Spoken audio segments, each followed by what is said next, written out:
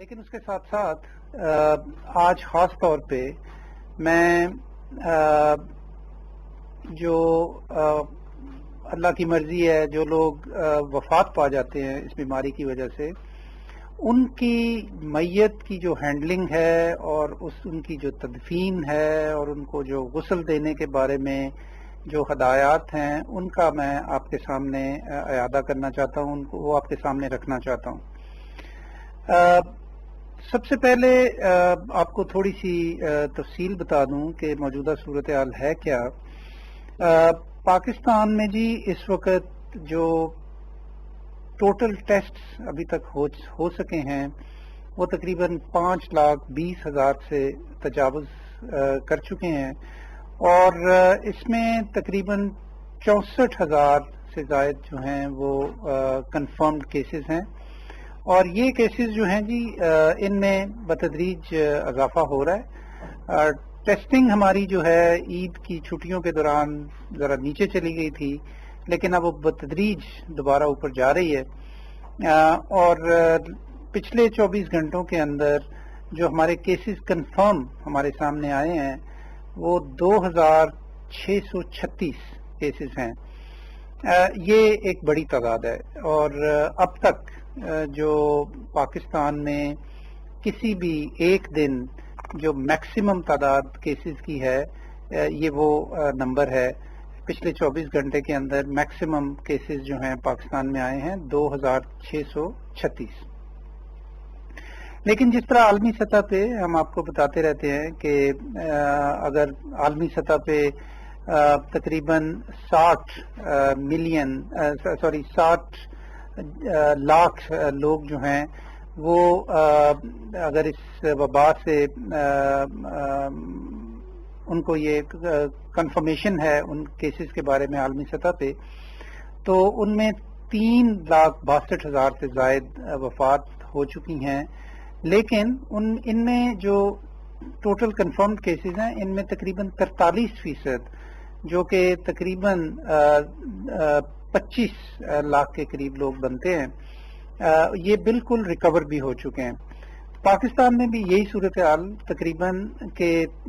جو ہمارے 64,000 confirmed cases ہیں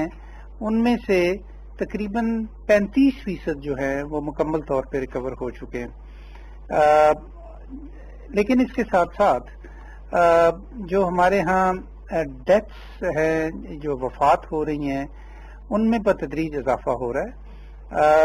پچھلے 24 گھنٹوں کے اندر 57 ڈیتھس رپورٹ ہوئی ہیں پورے پاکستان سے۔ یہ بڑی تعداد ہے، اس سے زیادہ ایک دن میں ابھی تک ڈیتھ رپورٹس نہیں ہوئی۔ اچھا، یہ جو میں نے آپ کے سامنے اعداد و شمار رکھے ہیں،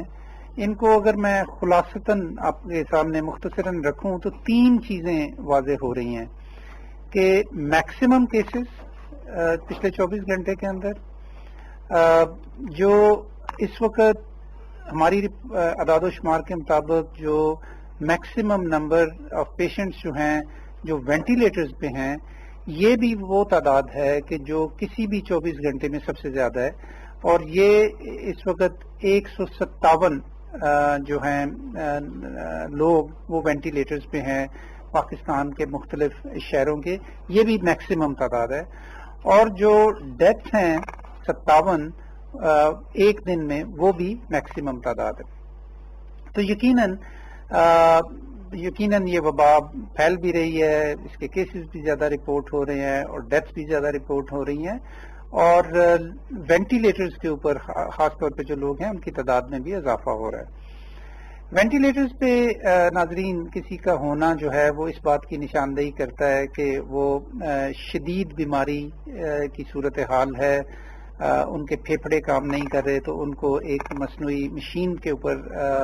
لگانا پڑتا ہے تاکہ ان کا جو نظام تنفس ہے یا جو سانس لینا ہے وہ اس میں آسانی پیدا ہو سکے۔ لیکن جتنے لوگ وینٹیلیٹرز کے اوپر ہوتے ہیں ان کی ایک بڑی تعداد 85-90% تعداد جو ہے وہ جانبد نہیں ہو سکتے۔ تو ظاہر ہے کہ یہ ایک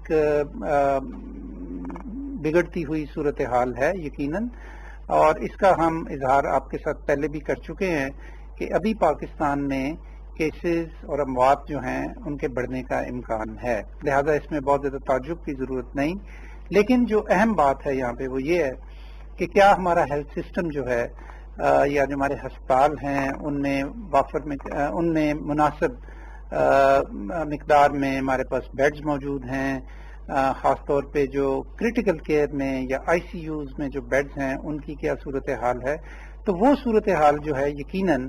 ابھی بہت کنٹرول کے اندر ہے. جو ہمارے وینٹیلیٹرز ہیں مثلاً ان کا جو تقریباً 18 سے 20% کے درمیان جو وینٹیلیٹرز ہیں وہ ابھی تک یوز ہو رہے ہیں، جو کہ کرونا وائرس کے لیے مختص کیے گئے ہیں مختلف ہسپتالوں کے اندر. لیکن یہ بھی بات اپنی جگہ پہ درست ہے کہ بڑے شہروں کے بڑے ہسپتالوں کے اندر یقیناً ایک تشویش بھی پائی جاتی ہے. بعض دفعہ بیڈز نہیں ملتے، بعض دفعہ وینٹیلیٹرز نہیں ملتے، اور وہ اس طرح کی جو خبریں ہیں وہ اچانک جو ہیں وہ میڈیا کا حصہ بن جاتی ہیں، سوشل میڈیا کے اوپر گردش کرتی ہیں، اور اس کی وجہ سے بڑی تشویش پیدا ہو جاتی ہے. حقیقت حال یہ ہے کہ اس وقت ہمارے پاس وافر مقدار میں بیڈز بھی موجود ہیں اور وینٹیلیٹرز بھی موجود ہیں. اس چیز کے اوپر گہری نظر رکھے ہوئے ہیں ہم این سی او سی کے اندر، اور اس سلسلے میں ہم نے ایک جو ہے ایک سسٹم ڈیولپ کیا ہے کہ جو ہمیں کسی بھی وقت میں یہ بتا سکے کہ مختلف شہروں کے اندر مختلف ہسپتالوں کے اندر کیا صورتحال ہے، کتنے بیڈز ہیں وہاں پہ موجود، کتنے بیڈز جو ہیں وہ کرونا وائرس کے مریضوں کے لیے مختص کیے گئے ہیں، آئی سی یو کے اندر کیا بیڈز ہیں، کتنے بیڈز ہیں، ان میں سے کتنے جو ہیں وہ استعمال میں ہیں، کتنے ابھی فارغ ہیں، اسی طرح وینٹیلیٹرز کی صورتحال. تو اس کے لیے ہم کل انشاءاللہ تعالی خصوصی طور پہ آپ کے ساتھ ایک سسٹم جو ہم نے ڈیولپ کیا ہے وہ شیئر کریں گے. اس میں ہمارے صوبائی نمائندے بھی ہمارے ساتھ ہوں گے، تو اس کی تفصیلات جو ہیں وہ میں انشاءاللہ تعالی کل آپ کے ساتھ شیئر کروں گا. اب میں آپ کے سامنے چونکہ بہت زیادہ اموات ہو رہی ہیں اور اس سلسلے میں بڑی تشویش بھی ہے، تو اس سلسلے میں میں تھوڑی سی آپ سے بات کرنا چاہتا ہوں. اب تک کی جو صورتحال تھی اس میں چونکہ یہ ایک نیا وائرس تھا، نیا آؤٹ بریک تھا، پہلی دفعہ یہ اموات ہو رہی تھیں، تو ایک زیادہ احتیاطی رویہ اپنایا گیا، اور جو ہم نے ہدایات جاری کیں وہ قدرے سخت تھیں، جس کا مطلب یہ تھا کہ بعض دفعہ ان کے اوپر جب عمل ہوتا تھا تو وہ مزید سختی اس میں آ جاتی تھی، کیونکہ لوگ شاید اس کو صحیح طریقے سے سمجھ نہیں پا رہے تھے یا ضرورت سے زیادہ محتاط ہونا چاہ رہے تھے. تو اس کی وجہ سے بہت سارے غلط فہمیاں بھی پیدا ہوئیں اور بہت ساری مشکل صورتحال بھی پیدا ہوئی. تو اس حوالے سے ہم نے حال ہی میں ماہرین کی مدد سے جو لوگ فوت ہوتے ہیں ان کی ہینڈلنگ جو ہے اس کے بارے میں ایک نیا ہدایت نامہ جاری کیا ہے، جو کہ covid.gov.pk کی جو ہماری ویب سائٹ ہے اس پہ اب موجود ہے. اس کا ترجمہ جو ہے اردو میں بھی انشاءاللہ آپ کو اویلیبل ہو جائے گا. بنیادی فرق جو پچھلا ہدایت نامہ تھا اور جو اب کی گائیڈ لائنز ہیں ان میں یہ ہے کہ چونکہ ابھی تک اس بات کا کوئی ثبوت نہیں کہ جو ایک باڈی ہوتی ہے، جو میت ہوتی ہے، اس سے کرونا وائرس منتقل دوسرے زندہ انسانوں کے اندر ہونے کا، ٹرانسفر ہونے کا کوئی ثبوت نہیں ہے. تو اس چیز کو مد نظر رکھتے ہوئے کچھ ہدایت نامے میں تبدیلیاں کی گئی ہیں. ان میں چند ایک جو بڑے بڑے نکات ہیں وہ میں آپ کے سامنے رکھنا چاہتا ہوں اور کچھ مغالطوں کو ختم کرنا چاہتا ہوں، کیونکہ اس کی وجہ سے ہم نے دیکھا ہے کہ بہت سارے مشکلات کا شکار ہوئے اور بہت یعنی اس کی وجہ سے حساس صورتحال بھی پیدا ہوئی. بڑی جذباتی صورتحال ہوتی ہے جب کوئی فوت ہو جاتا ہے گھر کا شخص، تو اس کی جو ہینڈلنگ ہے اگر وہ بھی پراپر طریقے سے نہ ہو تو ہماری ثقافت میں، ہمارے مذہب میں اگر جنازہ صحیح طریقے سے نہ ہو سکے، اس کی تدفین صحیح طریقے سے نہ ہو سکے، تو اس کی وجہ سے بڑا غم و غصہ پیدا ہوتا ہے اور بجا طور پہ. تو اس حوالے سے جو چند بڑی چیزیں میں آپ کے سامنے رکھنا چاہتا ہوں، اس کی تفصیل جو ہے آپ اس ہدایت نامے میں پڑھ سکتے ہیں. میں پہلی بات یہ ہے جی کہ جب کوئی شخص خدا نخواستہ فوت ہو جائے تو اس کو جو لوگ ہینڈل کر رہے ہیں ان کے لیے یہ ضروری ہے کہ وہ تمام تر وہ احتیاطیں کریں جو کہ ہم ایک مریض جو ہوتا ہے اس کا اس کے حوالے سے کرتے ہیں. مثلا جو عملہ ہے یا جو گھر کے افراد ہیں وہ جب میت کو ہینڈل کریں تو ان کو جو پرسنل پروٹیکشن اکوپمنٹ ہے، مثلا ماسک ہے یا دستانے ہیں، ان کا استعمال کرنا چاہیے. ایک بات. دوسری بات یہ کہ میت کو بہت زیادہ چھونا نہیں چاہیے، اور اس کے سلسلے میں بعض دفعہ جذباتی لوگ ہو جاتے ہیں، میت کو چومتے بھی ہیں یا اس کو بہت زیادہ چھوتے ہیں، تو یہ اس کی ممانعت ہے، یہ ایسا نہیں کرنا چاہیے. اور دوسرے یہ جو میں نے پہلے عرض کیا کہ آپ کو ماسک یا آپ کو دستانے پہننے جو ہیں اور گون جو ہے وہ پہننا ضروری ہے. دوسری بات جی جو بڑی اہم ہے وہ یہ ہے کہ کیا میت کو غسل دینا چاہیے یا نہیں. تو اس سلسلے میں کسی طرح کی کوئی ممانعت نہیں ہے.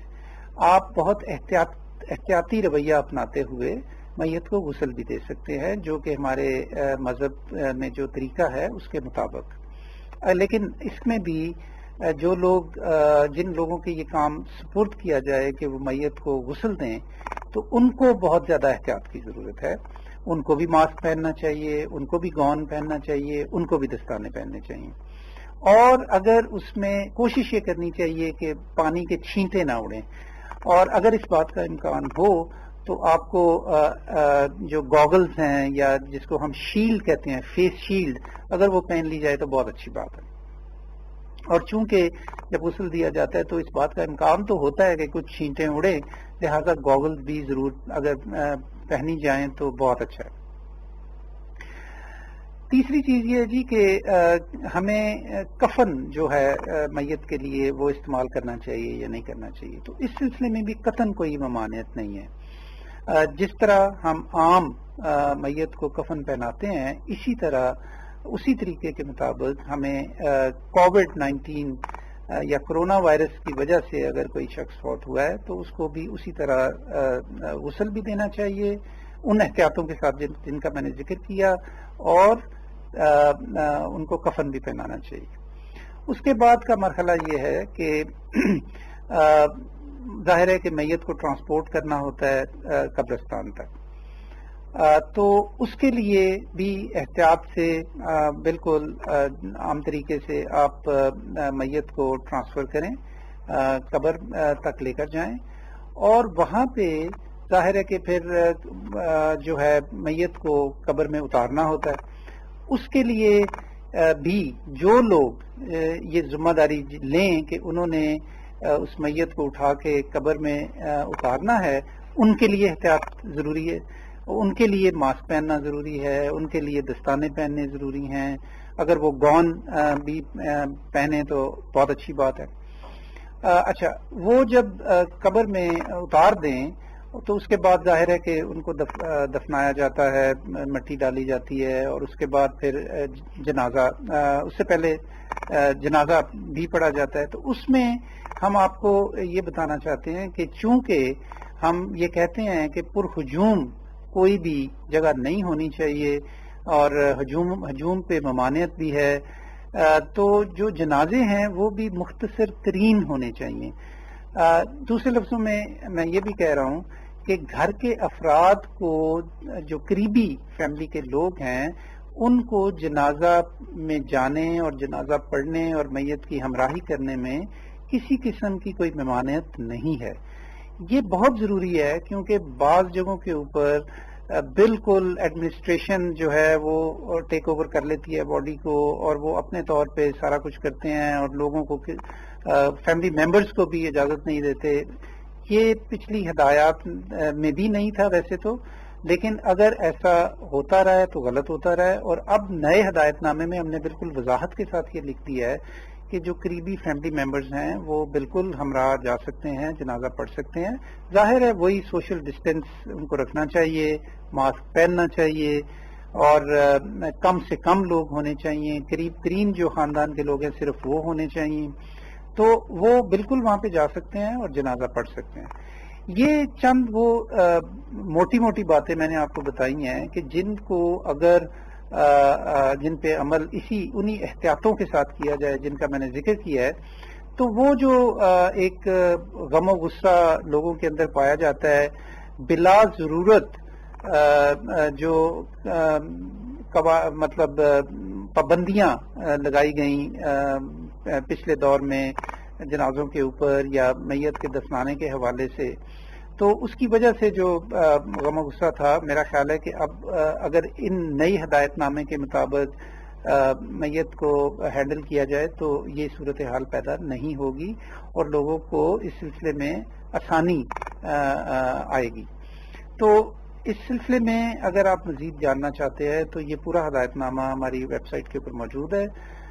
اس کا ترجمہ بھی اویلیبل کر رہے ہیں اور علاقائی زبانوں میں بھی اس کو انشاءاللہ اویلیبل کریں گے. تو اس سلسلے میں چونکہ بہت سارے ہمارا مشاہدہ یہ تھا کہ بہت سارے مغالطے تھے لوگوں کے ذہن کے اندر، اور اس کی وجہ سے بہت ساری مشکلات بھی پیش آئیں لوگوں کو، تو اس کا ہم ازالہ کرنا چاہتے تھے. تو ہمیں امید ہے کہ اس حوالے سے کچھ آسانی پیدا ہوگی. میں اب آپ سے اجازت چاہوں گا. کل انشاءاللہ تعالی ہم آپ کے سامنے ایک نیا سسٹم متعارف کروائیں گے کہ جس کے ذریعے ہمارے ہیلتھ سسٹم کی جو کیپیسٹی ہے اور جو اویلیبلٹی ہے مختلف سہولیات کی، اس کے حوالے سے ہم آپ کو تفصیلات بتائیں گے. بہت بہت شکریہ.